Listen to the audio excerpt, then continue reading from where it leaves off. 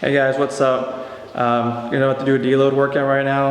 I'm a little less than 5 weeks out from my first show, so pretty excited about that. I'm just gonna hit this last week right here, deload, and then the next 3 weeks gonna be so progressive overloading, and then about the last week of the show, I think I'm gonna deload, but I'm gonna see what Jeff Alvarez has to say about that.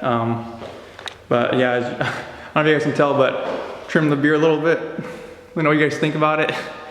Decided just to trim it down a little bit for, because I think I might have to shave it off for the show since it'll make me look bigger apparently. So, I'm just gonna play around with it for the next couple of weeks and see how I like it or play around with it. But anyways, here's Cynthia. Hey guys, I'm just doing these for my knees, voodoo floss bands, and just really help compress them. So you can just do this, well, this is what I like to do before my squats, because I've been actually having a little bit of knee problems. They've been kind of hurting at the bottom of the squat, or when I put direct pressure on my legs. But anyways, they've been getting better because I've been doing things like this, taking care of it, and treating the problem instead of just ignoring it. So how do you feel about the meet? You feel like you're ready? I feel like I'm ready, like, pretty much strength-wise, but, my grip is really awful. If I don't work on my grip, it gets pretty bad. Like, I can't even lift 225 on deadlift, but I can lift like 400. So that's like almost like 50% of my lift gone in strength because just my grip, which wouldn't be, that would be awful if that happened at a meet. But what I like to do is I've been working on gripping things. Like for instance, I'll work on gripping the bench, and we might make a video on that. But I'm still talking to my coach about more ways to work on my grip. He's been helping me out with that because I told him I've been having trouble with that. But anyways, it's been getting better. I can lift more now. So how many meets are you gonna do? Powerlifting? Yeah. Well, I'm thinking of just doing this one on June 7th, old school iron. You guys comment below if you're gonna do old school iron meet. I think it's on June 7th? Yeah, it's June 7th. All right, cool. And but I'm not gonna be doing one until like a couple months later. Just like working on getting strong over again and cutting down a little bit so I can possibly make it into the 148 class instead of the 160s, 180s. So I'm gonna go down a class, I'm gonna try to do that. Then after I go down a class, I'm gonna then do a meet. So do a little mini cut there. All right, sounds good. All right guys, well you're gonna catch us doing a workout, so we'll see you guys later. All right guys, so like I said in the beginning, I'm doing a deload right now. And I know I mentioned a lot during the videos, but this is for the new subscribers that are seeing our videos for the first time. And so yes, we do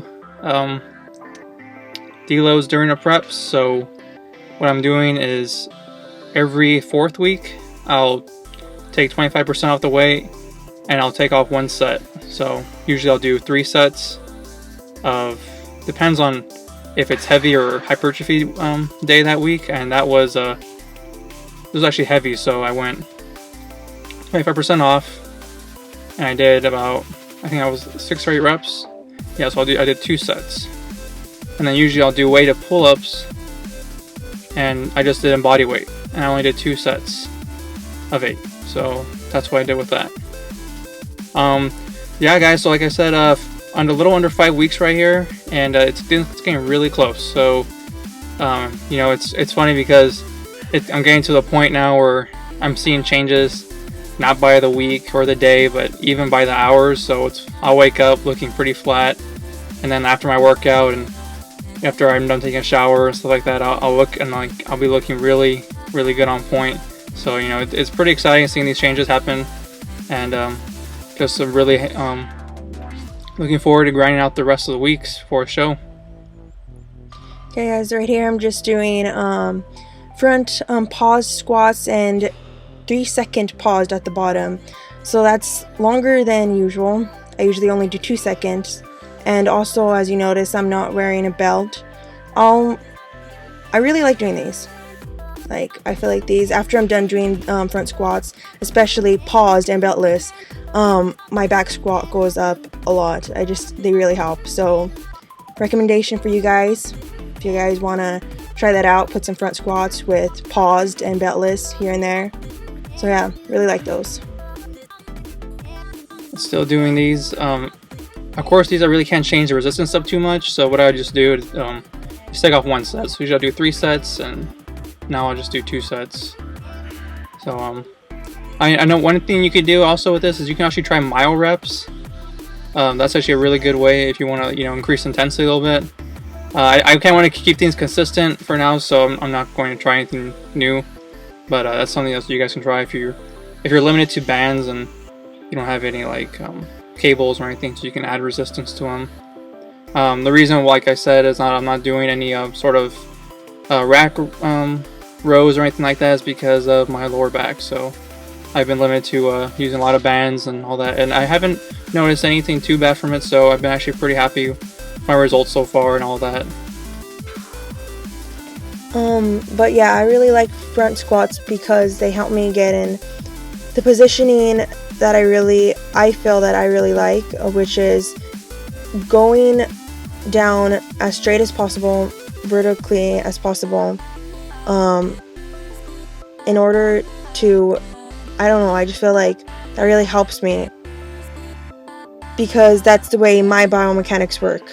And I realize that I'm stronger that way when I go down in like a straight line. So I just visualize that for my front squat, and I also visualize that for me, my back squat. And when I do that, it doesn't come out that way, but when I visualize it that way, it comes out good. It doesn't come out like a good morning.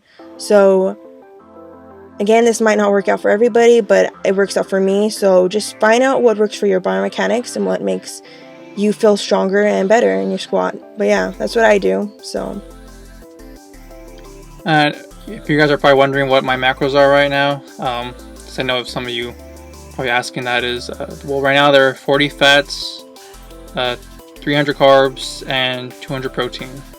And those are my low days. On my refeed days, which I have once a week, I have on Sundays, and on my refeeds it's 40 fat, 500 carbs, and 200 protein still. And so it's been working pretty well for me so far. I think I've been on these macros for quite a while. Been losing about 1 pound, 2 pounds a week. So progress has been going good. And I mean, for you guys to know, I mean, if you guys saw me from the beginning, I've come a long way. I started off pretty fat in my off season, like super fat. Like my starting weight was like around 223, and right now I'm weighing around 170, 168ish. So yeah, it's a lot of weight has been dropped, and it's still dropping now.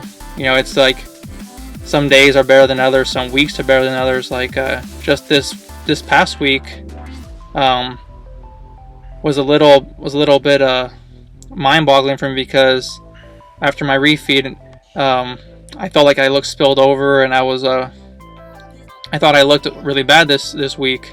Not this week you're seeing, but the week right now. So I'm posting this. I'm doing this video like 5 days later, the vlog, I mean.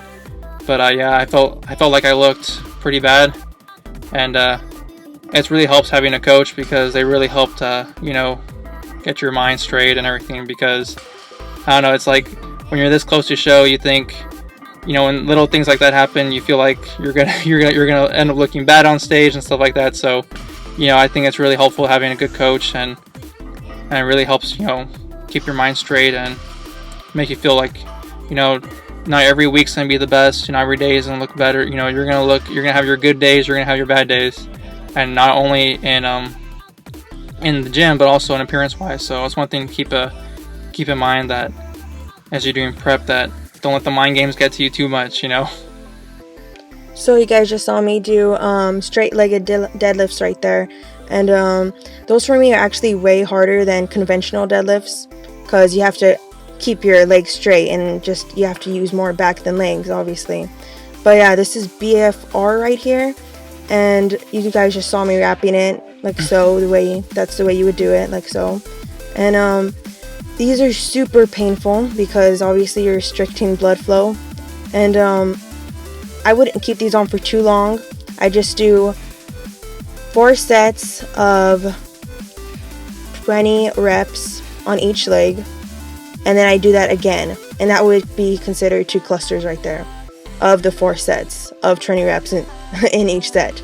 So if that makes sense, I don't know, but that's what I do for that. And these are so hard that I have to only use body weight. I tried doing these with weight and it's just way too much. Like, it's hard for me to get up if I add weight, so I'll just do body weight lunges like these. And then of course I'm not just gonna work out my quad, but I'm gonna do some hamstring work for BFR. So I threw these in. For these I'll throw in weight because they're way too easy if I would just do body weight on these, of course. So yeah, you guys want to look more into BFR, this is pretty cool stuff. Alright guys, thanks for watching the video. Subscribe if you haven't already. Like the video if you liked it. Like the Facebook page. Follow us on Instagram. Links are in the description box below. So thanks for watching, guys. Thanks. See ya. Bye.